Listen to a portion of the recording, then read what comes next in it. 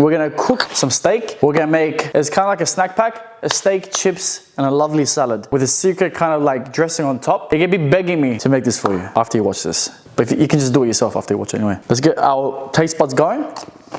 I will start. What I like to do first is prepare this dressing. First ingredient that you're gonna need is fish sauce. You're gonna grab a little bowl so you can mix all your dressing in. Get out of the way, steak. Before I eat you, 1 lid worth. Chuck it in. Next, 1 teaspoon of sugar. Next up is lime juice. I don't know how much, but just watch. Like that. I don't know, 4 seconds in or some shit. Garlic, dice it very thinly in the dressing. Lastly is salt. Say a teaspoon of salt. Steak time. You can season your steak how you like. Chips. Salad is very simple. I'm using mixed leaves. Dice my cucumbers, dice my tomato, nice and thinly diced, just like so. Man, I love steak so much. That's nicely cooked.